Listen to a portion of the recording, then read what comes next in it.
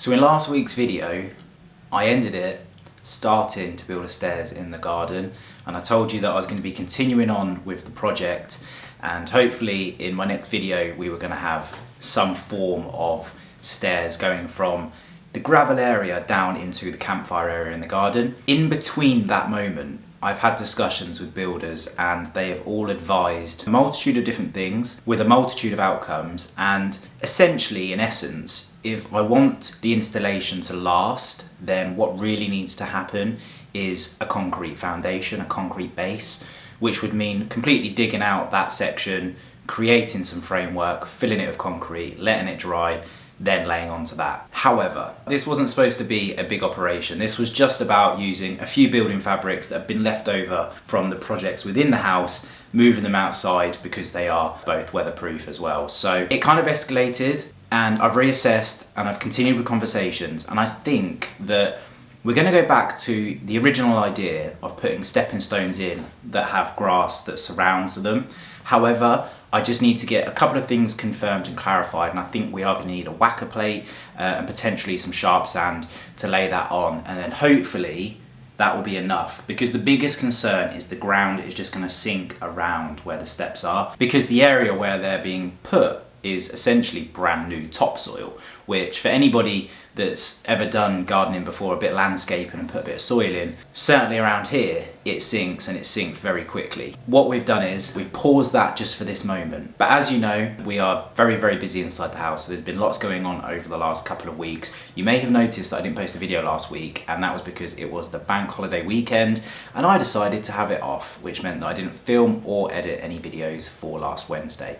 So we're back again. I'm feeling really good. I've been focusing on two things a lot recently, one of those being the garden and the second thing being myself. And I set myself a little goal to put on a little bit of weight over the past, say, 2 or 3 months. I can't remember exactly how long ago it was, but I wanted to put on some weight, and so far I've put on about 7 to 8 pounds, which might not sound like a huge amount, but for me that's some good progress and I'm really happy with it. I can feel it when I'm training. I'm getting a lot more pumped. I definitely feel like I'm filling out my t-shirts again in my arms, so progress is happening, which is fantastic. I've increased my calories and I feel great for it, basically. But you would have seen that on my blog post, hopefully you did anyway, last week, I did a post about coffee, which I personally cannot live without my coffee. It's something that tees me off for the day, and without it, I don't know if I'd function as well as I do. So if you want to go and head over to alligordon.net and give that a read, then please do. I'm just a big coffee lover. I've also put in some decaf, which is something that I may have never really considered drinking until Lydia became a decaffeinated coffee drinker, which I was strongly against at first. However, I can see the benefits of drinking decaf coffee in the afternoon. You get the enjoyment, but you don't get the kick, even though I don't really feel like I get much of a kick off of coffee anyway because I drink it so frequently. There is a decaf option in there, so make sure you head over there if you do want to check it out. But sitting here, I've just realised my hair is an absolute mess, so let me just quickly sort that out. Oh.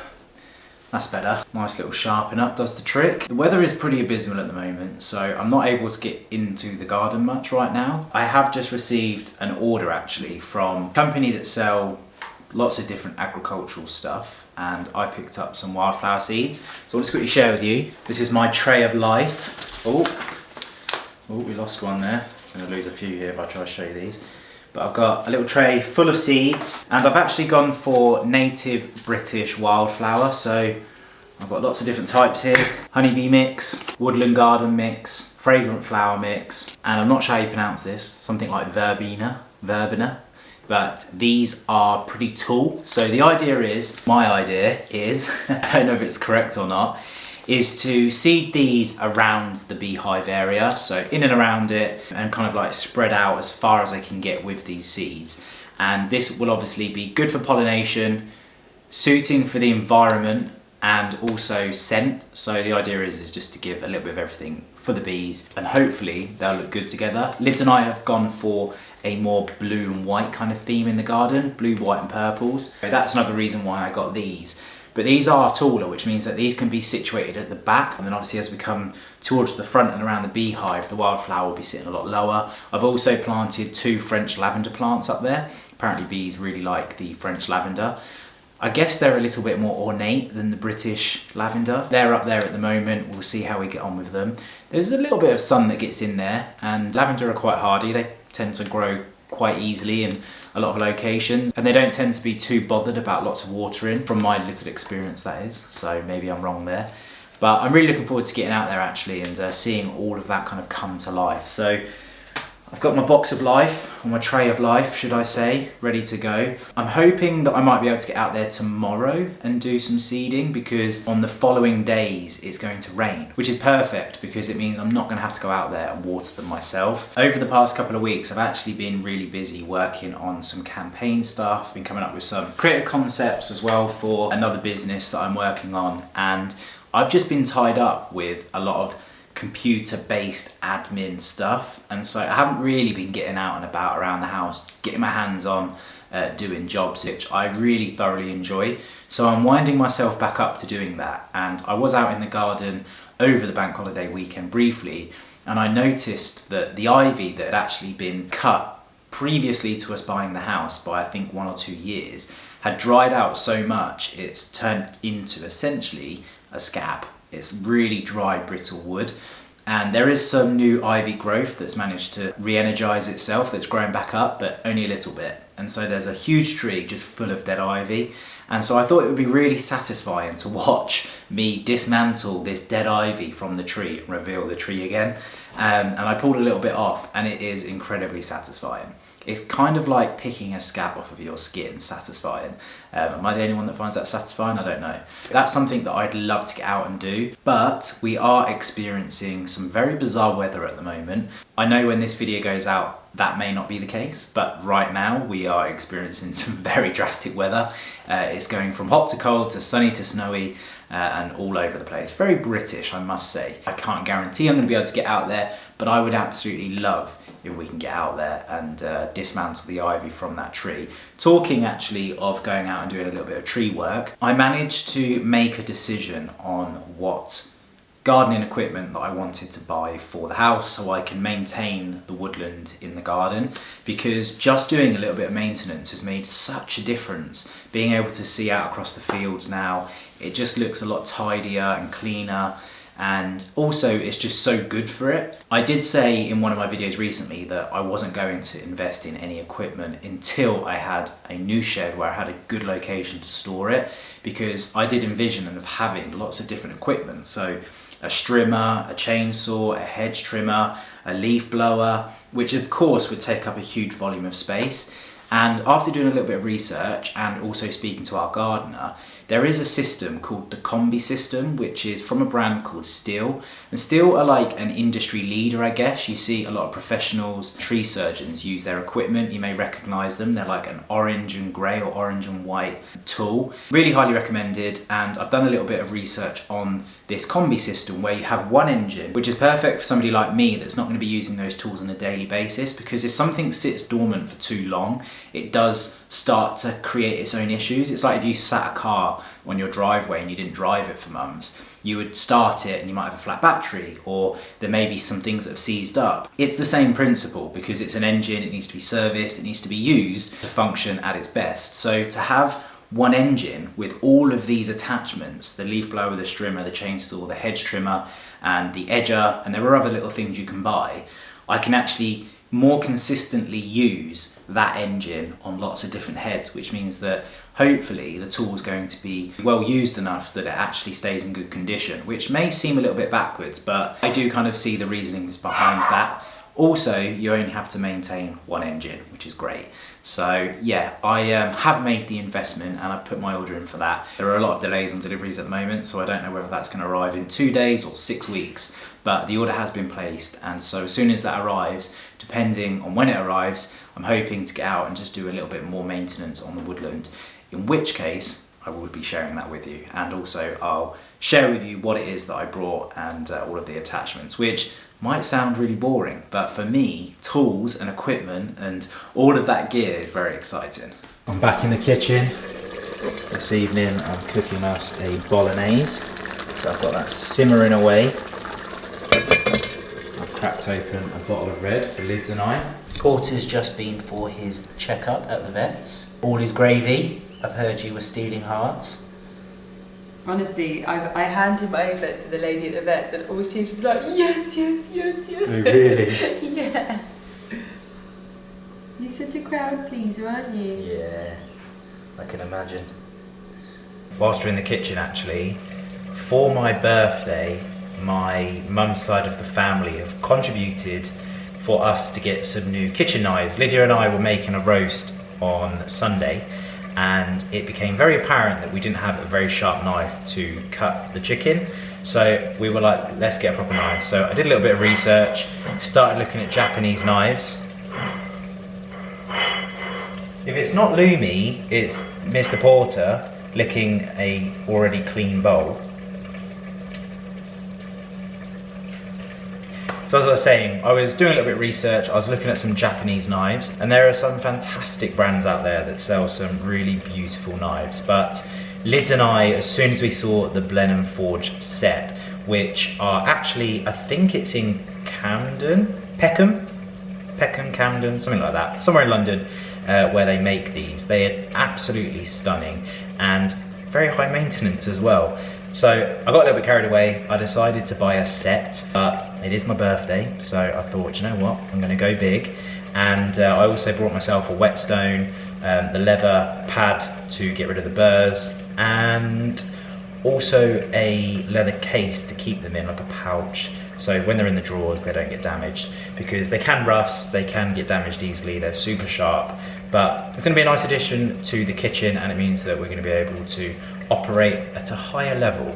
And although it's not about the tools you have in your kit, you need to have the knowledge, the skill sets. Me and Lids are getting a little bit better at cooking, and I know that I am probably one of the worst cooks.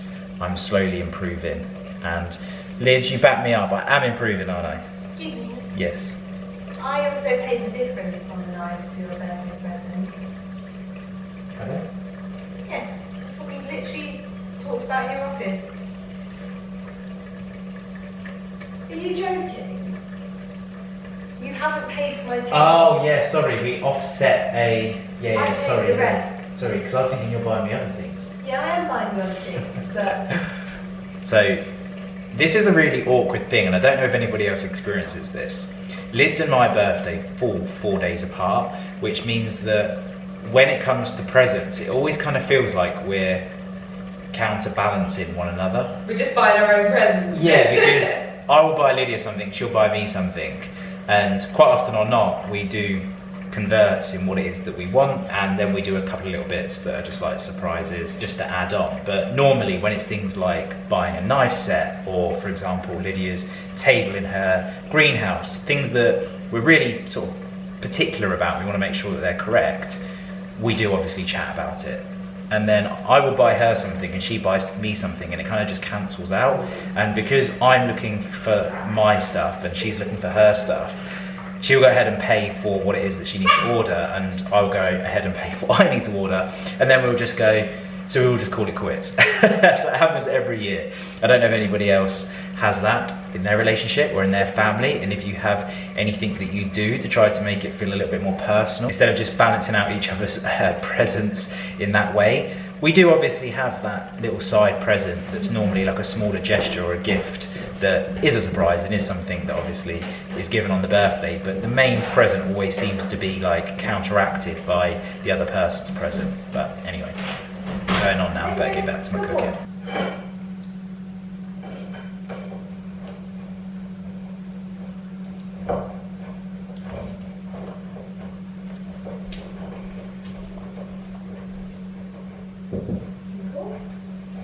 I ordered pasta bowls, isn't it? Yeah, we definitely eat pasta rolls, my love. We eat pasta all the time.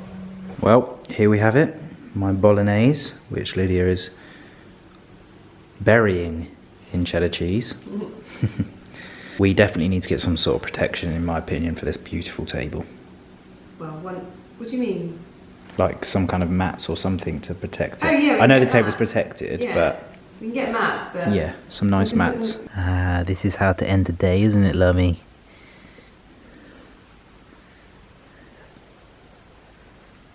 We're sitting down having a lovely conversation, aren't we? You were out of focus then. Well, it's probably a good thing. Probably rubbed all my makeup off my face. I love sitting in here when we're not watching TV, where we just have chats like this. It's so nice. It's nice for Mummy, but our heads hurt, don't they, listening to her? Wolsey's asleep. Oh, you're burning an incense. Yes. Thought it smelled nice, isn't it?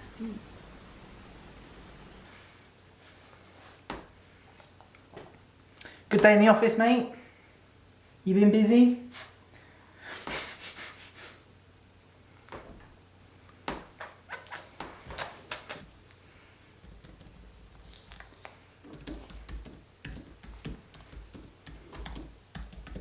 I've just been very busy giving the house a clean. I'm currently doing a load of laundry because the builders are finished for the weekend, which means that I can actually tidy the house and get everything into a very nice state. But the weather is still pretty bad.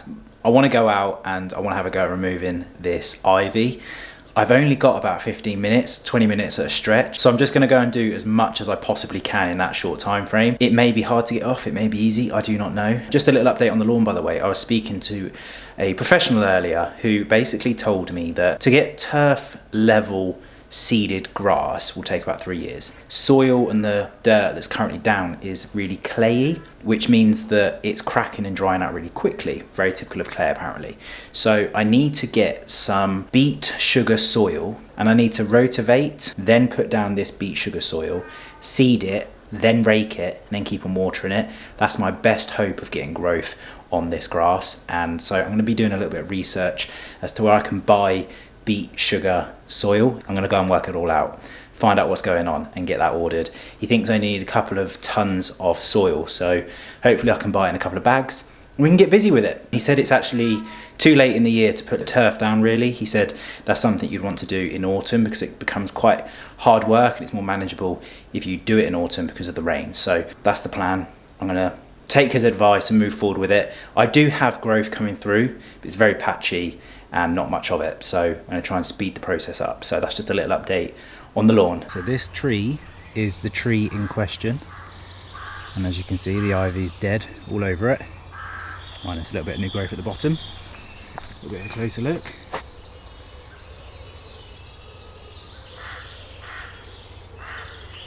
So obviously I'm not going to be able to climb all the way to where it's getting into the canopy, but that's really what we need to stop. For example, on the oak tree over here, where the ivy started to grow up into the canopy, that will start suffocating the tree. So we need to reduce that as quickly as possible now. So I need to get up there and also do that. That's another day. Today we're going to focus on this one. As you can see, if I take you around, this was where it was initially cut back and they did a really good job. They left a good amount of separation between the cut, which means that it wasn't able to grow back, which is fantastic. So I now have this lovely piece of ivy to pull off, which hopefully is going to come off easy, but we shall see. So let's get busy.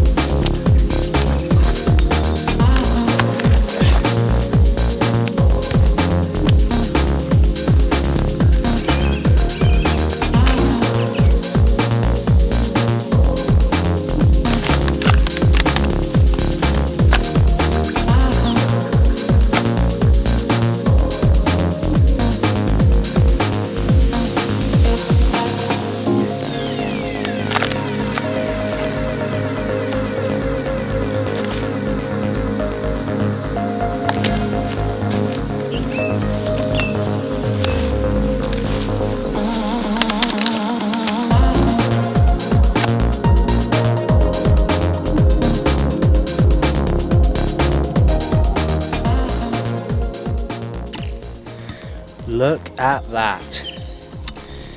If that wasn't one of the most satisfying things that I've done in a very long time, I don't know. Oh. Ivy Neal, Ali 1. although I've got a way to go.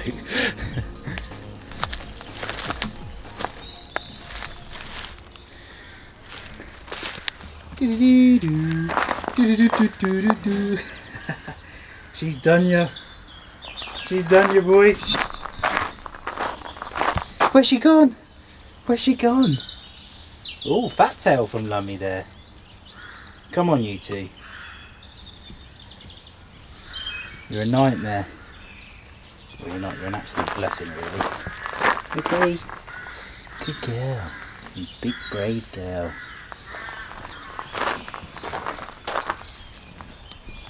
Right, come on, you two. Put some gardening gloves on.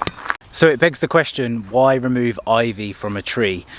Well, there's a few reasons why you can or should, and there's a few reasons why maybe you shouldn't. And I'm no expert, but from having lots of discussions with lots of different people, sometimes they'll make claims that ivy can actually hold a tree together, and if you remove the ivy, it can actually cause the tree to be under more stress than it was because it was helping support the tree. Not sure how I find logic in that, but that's what I've been told. Another good reason to keep ivy is because bees pollinate on ivy when flowers haven't come out yet and they need something to collect some nectar from. They can do that on ivy, which means that they have a food source throughout the year, which is fantastic. So it's good to leave a little bit of ivy in the garden, in my opinion, for that reason. However, it can also strangulate the tree. As the tree grows and the ivy tightens, it can strangulate the tree and stop the flow of water getting up to the canopy of the tree, which in turn will end up killing the tree. It also apparently can also carry some weight, which means that when it's really windy, the ivy can actually contribute towards the tree coming down. But I think the most logical reason that I can understand is that the suffocation of the tree. So when the ivy grows, especially when it gets into the canopy of the tree, it can really suffocate the tree, get in amongst the head of the tree, and essentially the tree will die. So to prolong the life of the tree and give it the best chance of survival, making sure you stay on top of your ivy is well advised. So this tree behind me, obviously I told you, had been cut before we even moved here, so I haven't had to worry about it. But this tree over here that I was mentioning a second ago, the oak tree, has not had that cut back yet. So I really need to get onto that. So in a year or two, when that's all died back and dried off like this one has behind me, I can just peel it off and give that oak tree a little bit of breathing room. So that's what I'm going to be doing over the weekend, but that felt so good. One of the most satisfying things I've done. Really enjoyed doing that. So I'm now going to get the wheelbarrow, I'm going to get rid of all of the dead wood and put it onto the campfire. I'm also going to continue to remove as much as I can, but we are running out of time. Good girl.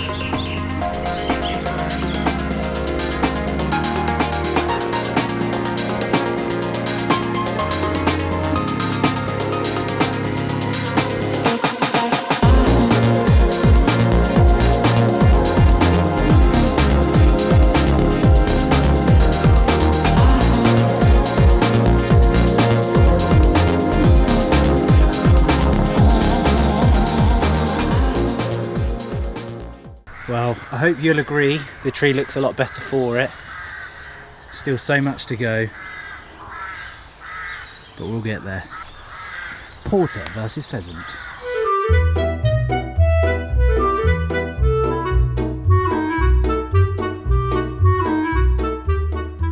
Porter left like a lost puppy in a woodland.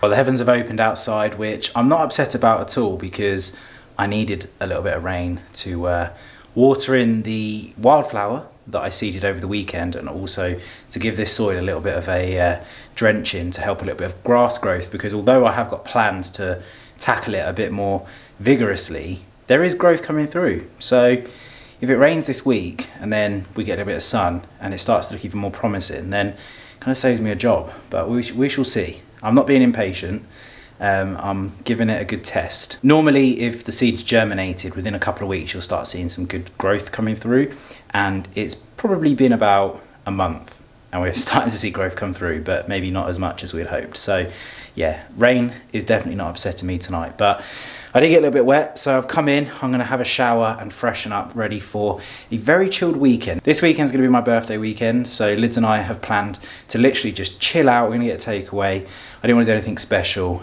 so hopefully she hasn't got anything in store, but yeah, it's just gonna be a nice chilled one, just the two of us. I think I might see my dad and stepmom on Sunday, but apart from that, we've made no plans to do anything with friends. The weather's not very good. We can only see people outside, and it just feels like a bit of a faff, to be honest with you. So I'm just gonna have another lockdown birthday, which I'm absolutely fine with. I'm quite looking forward to putting my feet up and just relaxing. So with that in mind, I am going to be wrapping up the video today. Sorry if it's a little bit shorter than usual. It's just been absolutely hectic, which I'm not complaining about. I love being busy, but it has just been so busy that I've slacked a little bit on the vlog front. But I hope you have enjoyed it and found that removal of ivy as satisfying as it was for me to do it. And we'll be tackling that again in a few more areas of the garden very soon. So stay safe, have a good week, and we'll see you on the next one. Peace.